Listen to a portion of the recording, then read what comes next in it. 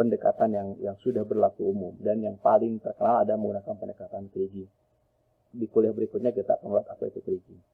Dan dari situ juga kita ada istilah rata-rata per berat. Tapi apa bedanya rata-rata per berat untuk data klasifikasi biologi dengan data-data non-biologi? Oke, sekarang kita menjelaskan bagian pertama, bagaimana kita menemukan mean, varian, dan standar deviasi. Ya. Asumsikan kita memiliki data, ya. Jadi data seperti ini saya ambil dari sebuah buku, ya. Data seperti ini. Kita memiliki sejumlah 30 sampel, ya. 30 sampel, jadi kalau Anda bayangkan dari lubang bor yang tadi itu, kita memiliki 30 sampel dengan panjangnya, ya, panjang yang berbeda-beda, jadi ada kadar CU-nya, dan kemudian kita beberapa panjang yang berbeda-beda, okay. Dan jumlah panjangnya itu adalah sebesar 23,1 meter. Jadi caranya Anda jumlahkan seluruh jumlah panjang ini, ya. Yang jadi pertanyaan kemudian, berapa ppm? ppm kadar CU tadi, ya. Bagaimana kita melakukan perhitungan tersebut? Cara yang pertama adalah kita melakukan yang disebut dengan analisa frekuensi. Analisa frekuensi. Oke. Seperti apa analisa frekuensi tersebut? Ya. Oke. Jadi untuk setiap jadi pertama adalah persentasenya Anda lihat, ya, dari 0 sampai 3, 0 sampai 3, ya. Nanti Anda pertama menentukan bagaimana cara menemukan interval kelas. Itu Anda bisa lihat di slide yang sudah saya siapkan. Ya. Yang pertama adalah menggunakan interval kelas. Dalam hal ini perhitungan interval kita adalah 0,1 dari 0 sampai 3, ya, dengan interval 3. Jadi artinya Anda cari, ini ada angka 0,8, ini adalah cari nilainya dari sini. Dan berapa panjangnya? Oke, ini ada 0,8. Ya. Terus cari lagi angka-angka yang berada di bawah dari angka 3. Ada 0,4. Maaf, balik. Yang di kadar CO-nya. Jadi Anda cari kadar CO-nya sampai di bawah 3. 0,8, 0,3, 1,0. Kadar CO-nya ini ada 1,1. Ada 3,1, kemudian 4,0, ya. Oke. Dan kemudian Anda jumlahkan terhadap panjang. Jadi kita dapat panjang sebanyak 7. Untuk angka yang dari 3,196 kita mendapatkan ini total panjangnya, ya. Kemudian kita dapat total panjang sebesar 23,1. Ini sama dengan ini. Ini harus sama, ya. Total panjangnya harus sama. Kemudian Anda melakukan analisa frekuensi. Analisa frekuensi ini adalah ini angka tersebut, ya. Jadi angka yang 7,1 tersebut, nih, angka yang ini. Kemudian Anda bagi dengan total panjang, maka kita akan mendapatkan relatif frekuensi. Dan jangan lupa, jangan sampai salah bahwa relatif frekuensi totalnya harus sama dengan 100%. Lalu bagaimana untuk berikutnya? Untuk dapat dilihat, maka kita lebih mudah jika kita menggunakan histogram. Jadi selanjutnya adalah Anda buat dalam bentuk histogram. Seperti apa histogramnya? Oke, histogramnya mari kita lihat. Lalu bagaimana tadi membuat histogram di Excel tersebut? Cara yang paling mudah, Anda kembali buka Excel, ya. Dalam Excel tersebut, ini adalah data yang tadi sudah kita siapkan dan kita ketik ulang, ya, karena memang data tersebut adalah data dalam bentuk PDF, ya. Kemudian caranya adalah Anda masih ingat terdapat histogram, Anda sort, ya, semua datanya, kemudian klik insert. Di sini ada recommended chart, ya. Dan di all chart Anda bisa pilih histogram. Oke. Dan ini ada histogram yang kita hasilkan, ya. Kita lihat bahwa sebetulnya interval kelas yang bagus itu tadi lihat di hasil perhitungan adalah antara 0 sampai dengan 3. caranya seperti apa? Yang pertama, pada bagian ini Anda harus edit, ya. Anda harus edit, ya.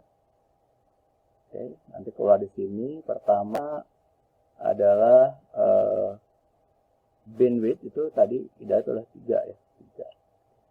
Begitu Anda rubah, maka kita bisa lihat program yang kita hasilkan adalah seperti ini. Oke, ya. Jadi ini adalah histogram dari data. Tapi ini harusnya Anda harus ubah dari 0. Bagaimana caranya? Anda bisa mencoba sendiri untuk mendapatkan bahwa dimulai dari angka 0. Oke, dengan demikian Anda sekarang sudah memiliki histogram, ya, histogram yang seperti ini, ya. Nah, selanjutnya adalah kita melakukan pada bagian kedua, yaitu dengan melihat apakah data tersebut terdistribusi normal atau tidak, ya.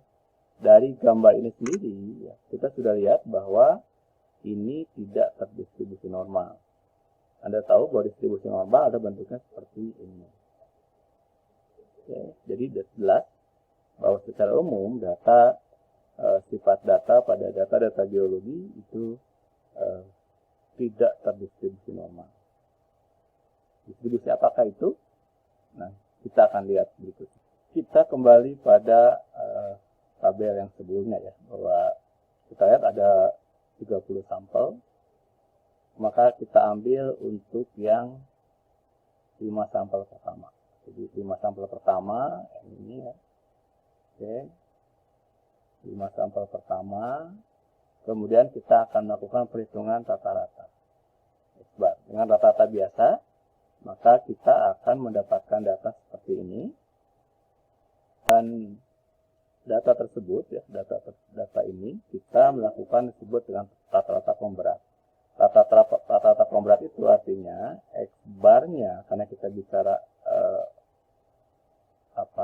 ppm, maka kita harus mengalihkan antara 2,8 dikalikan dengan panjang, dari 0,8 ditambah dan seterusnya sampai dengan 5,6 dikalikan dengan 0,5. Maka kita dibagi dengan jumlah dari panjang sampel, ya, 0,8 dan seterusnya sampai ditambah dengan 0,5, ya.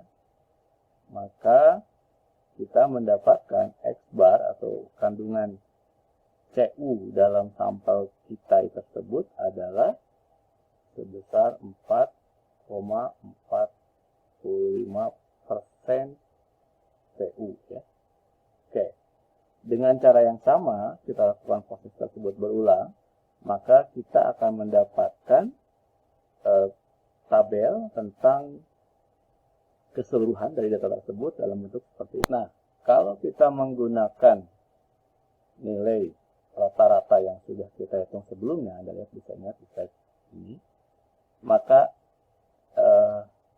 dari grafik ini Anda lihat 1 sampai 3, maka kita ambil min-nya. Min-nya berarti nilai tengahnya. Nilai tengahnya artinya 1,5, ya. Nah, 1,5, ya, 1,5 kita masukkan ke sini. Ya, 1,5 rata-rata untuk jadi nilai tengahnya, ya, dikalikan dengan panjang, ya. Artinya apa, ya?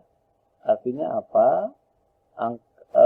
Rata-rata, ya, rata-rata, ya, nilai rata-rata, karena begitu kita menggunakan interval kelas di sini, maka nilai rata-rata tersebut adalah merupakan nilai tengah ataupun median dikalikan dengan panjang, ya.